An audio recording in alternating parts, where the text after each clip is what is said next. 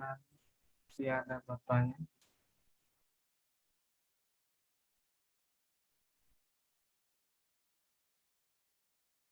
Oh,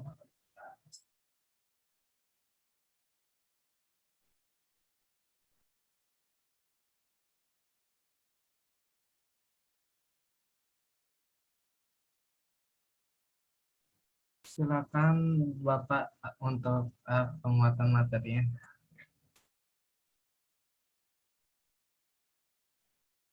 Ada yang bertanya.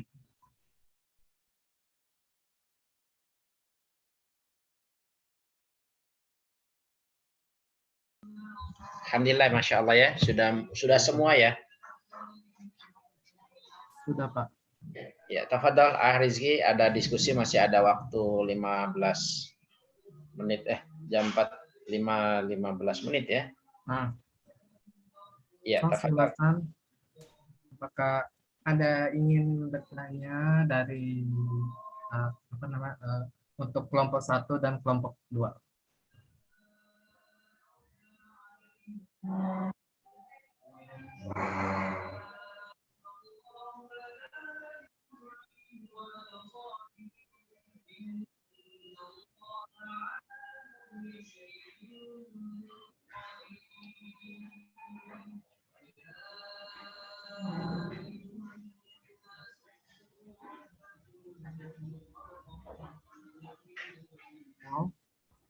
Apakah ingin bertanya? Iya, sepertinya madah dan materi yang sudah Antum sampaikan sangat lengkap ya. Jika belum ada pertanyaan untuk perdana ini, insya Allah nggak ada masalah.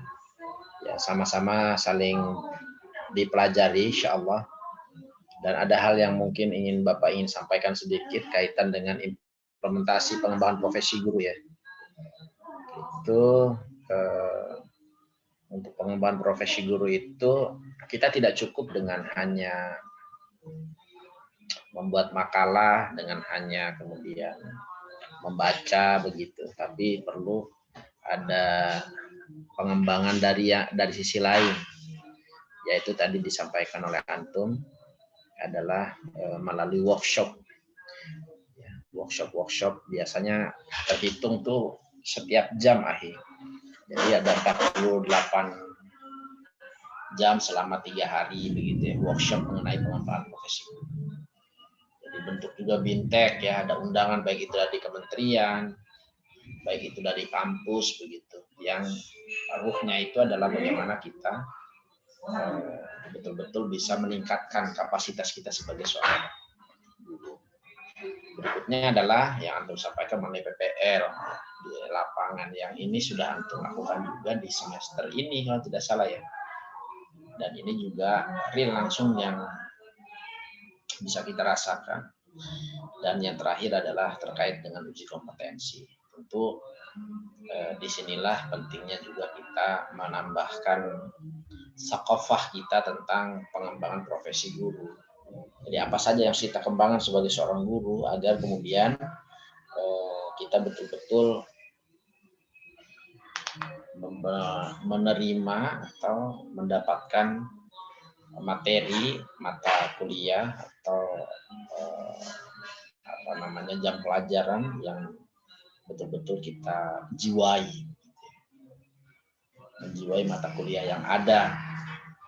Pengembangan profesi guru memang ini akan melihat nyata ketika kita sudah melakukan tugas sebagai seorang guru, baik itu di SD, SMP, SMA, atau mungkin Antum ditakdirkan juga di perguruan tinggi begitu.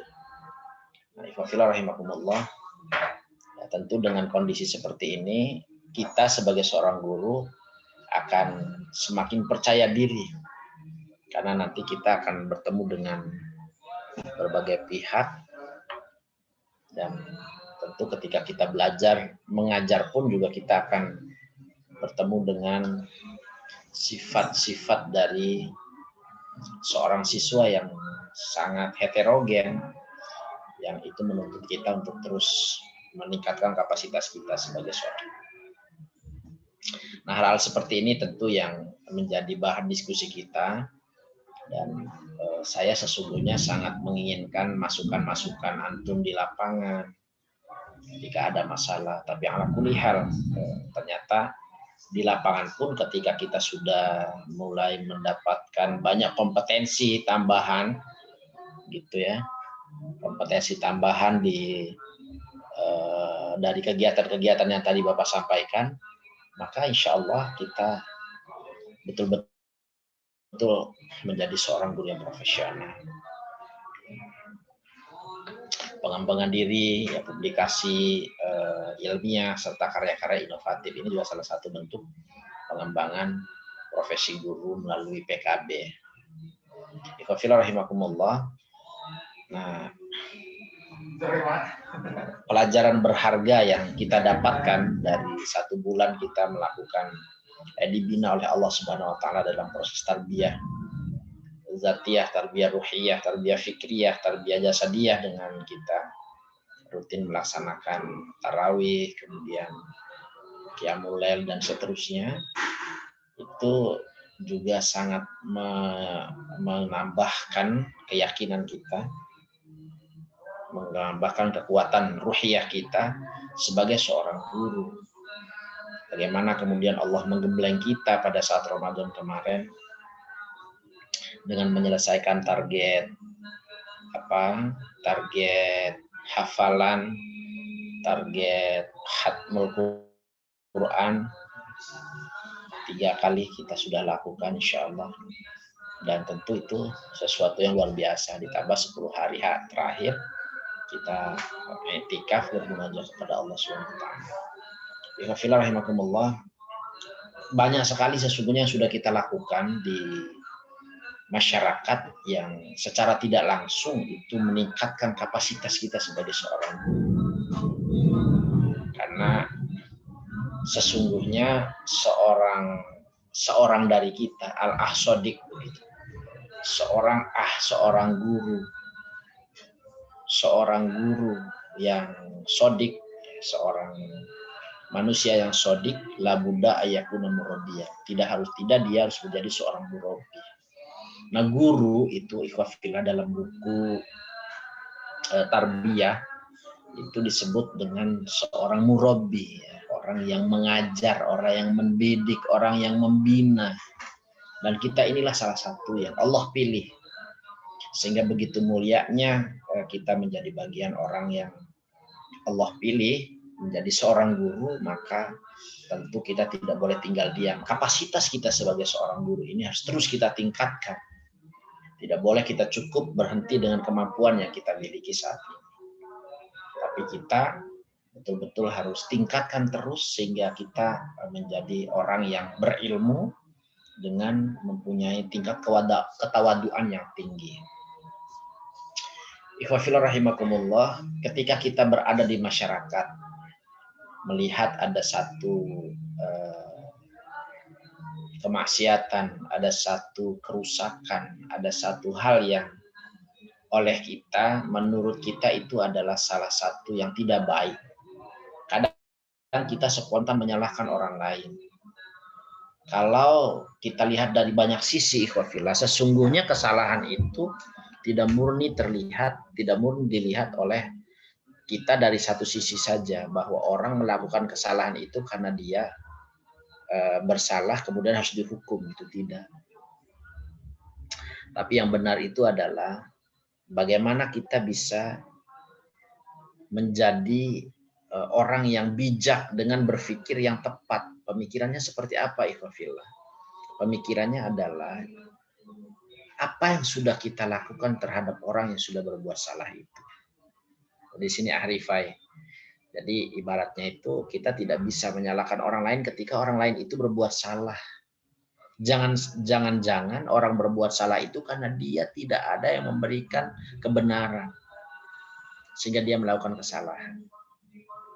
Jadi poin penting inilah ahrizki, ahrifah yang harus menjadi bagian dari kita yang tidak boleh dipisahkan dalam kehidupan kita.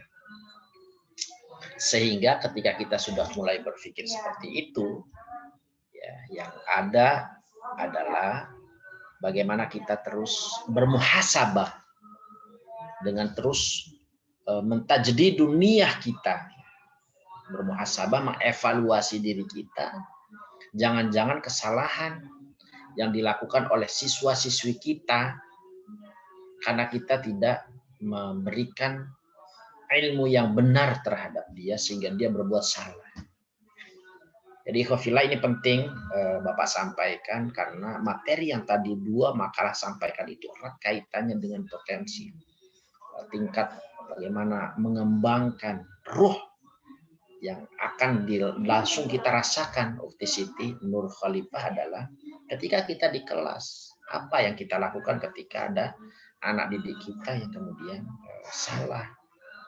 Anak didik kita yang dia ingin selalu mendapatkan perhatian dan lain sebagainya. Sehingga akhirnya ikhwafillah dia menjadi orang yang tadi ingin berbeda.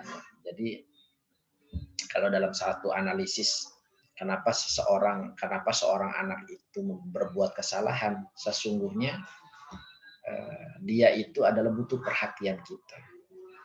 Orang yang terdekat selain ibunya dan bapaknya di rumah ketika kita berhadapan dengan seorang anak yang salah adalah kita sebagai seorang guru. Kita sebagai seorang guru inilah yang bertanggung jawab bagaimana ketika seorang anak itu melakukan kesalahan. Ikhwafillah rahimakumullah, ini akan menarik kita diskusikan nanti Mukhlis Gufron ya. Sehingga pada waktunya antum dimanapun ya tidak terbatas dengan lokasi antum di tempat tinggal antum, karena kehidupan ini terus bergulir dimanapun antum ada, di Bogor kah, di Jawa Barat, Jawa Timur, Jawa Tengah kan. Maka yang harus ada pada benak kita, pada diri kita adalah bagaimana kita melihat suatu keadaan tersebut. Apa itu? Ahina Rifai, Rizki, Mukhlis. Innallaha la yughayyiru ma biqaumin hatta yughayyiru ma bi anfusihim. Allah, sesungguhnya Allah itu tidak merubah nasib suatu kaum kecuali kaum itu sendiri yang mau merubah. Jadi ikhwafillah, konsep ini penting. Jadi ketika kita melihat ada satu kemaksiatan, ada satu kemungkaran di sana ahdui, maka kita tidak boleh tinggal diam. Kita harus berbuat. Kita harus memberikan solusi di sana. Apa yang harus kita lakukan? Ini contoh kecil ya, ketika antum melihat. Contoh real di lapangan ketika itu terjadi ketika kita di dalam kelas. Kalau menurut Bapak nih yang sudah ngajar dari mulai tingkat SD, SMP, SMA bahkan sampai perguruan tinggi, kalau Bapak tuh akan nikmat ketika ya maksudnya al-afu, ketika memang kelas itu dinamis. Tidak diam gitu. Enak nggak kalau kita ngajar di kelas nih, kita offline nih, anak-anak kita diam semuanya. Nggak enak. Kurang enak, Pak. Dinamis. Kurang indah. Tapi kalau kemudian iya, betul. Bukan berarti dia ngomong sendiri, Rizki bukan, Rifai, Mukhlis bukan. Tapi dinamis, gimana dinamis? Jadi akan menjadi indah. Tidak diam seperti kuburan gitu. Tidak juga rame banget seperti pasar yang ini ngomong, bapak ngomong, ibu ngomong jadi acak-acakan. Tapi tidak itu maksudnya. Tapi adalah bagaimana disitulah kita bisa memanage kelas ketika mungkin ada siswa yang butuh perhatian. Nah, ini menjadi penting ikhwafillah rahimakumullah. Nah, untuk itu silahkan antum semua juga Bapak dari awal dan apalagi ini setelah UTS sangat membuka jika antum mungkin di lapangan ada masalah-masalah, ada case-case yang perlu diselesaikan dengan senang hati, terbuka. Jadi ibarat terbukanya itu ya terbuka, bisa mendapatkan masukan ya begitu ya. Mungkin atau sekedar menyampaikan informasi begitu ya. atau apa diskusi-diskusi kecil begitu ya. Dan lain sebagainya, dan itu sangat diharapkan tentunya karena sekali lagi Bapak menyampaikan dari awal kalau kita hanya hubungan silaturahimnya ini sebatas mengajar guru dengan dosen, guru atau dosen dengan mahasiswa saja. Sekali lagi kalau ibaratnya apa namanya di dalam kelas tuh tidak seru juga gitu ya.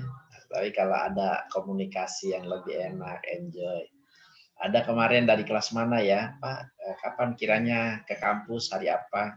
Saya ingin diskusi juga nih, ada urusan begini begitu. Hal-hal sederhana itu tentu penting juga, walaupun ketika minta waktu juga belum tentu ada waktunya gitu Arifai. Tapi kan ada pendahuluan gitu, Mukhlis Arizki.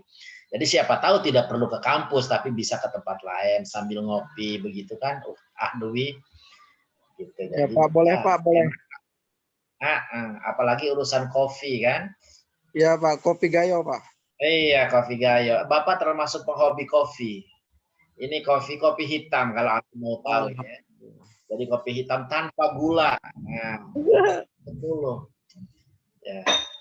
Masya Allah, tabarakallah. Jadi mungkin itu. Atau mungkin ada juga di sini yang punya kopi. Saya punya kafe Pak di mana di sekitaran Bogor. Bapak nih kalau malam tuh sebelum jam 10 tuh masih ngelayam. Ngelayam itu maksudnya masih di tempat kopi, diskusi, hanya sebagai tempat untuk diskusi, ngobrol santai begitu ya. Apa sih kata orang-orang yang apa namanya? Kata orang-orang yang sering ngopi itu bisa menambahkan inspirasi katanya. Itu menarik juga hal seperti itu. Ya, makanya Afwan tadi Bapak sedikit memberikan video kecil tadi buat Antum. Siapa tahu Antum bisa membuka juga Instagram Bapak. Jadi tahu ada aktivitas-aktivitas Bapak yang sama dengan aktivitas Antum. Kita bisa kolaborasikan, kita bisa apa namanya kerjasamakan sehingga bisa menjadi banyak kebaikan. Ini penting gitu Ahrifai, Ahrizki, Mukhlis. Jadi kita tidak hanya sebatas hubungannya sebagai dosen dengan mahasiswa, tapi bisa lebih dari itu dan masih dalam arahan dan apa namanya komunikasi yang baik, insya Allah semuanya khair. Wallahu a'lam bishawab. Waktu sudah jam 5:30. Jazakumullah khairan kepada antum semuanya, Ukhti Siti dan ikhwah semuanya. Sepakat kita cukupkan? Sepakat. Baik, kita sama-sama akhiri pertemuan kita dengan membaca hamdalah dan doa kafaratul majlis. Alhamdulillah. Asyhadu an la ilaha illa anta astaghfiruka wa atubu ilaik. Billahi taufiq wal hidayah wal afu minkum. Assalamualaikum warahmatullahi wabarakatuh. Waalaikumsalam. Selamat keluarga ya semuanya, apalagi yang masih di kampung. Kita nggak bisa kemana-mana nih, ada aturan nggak boleh kemana-mana nih. Iya Pak, aduh. Baik, terima kasih. Assalamualaikum.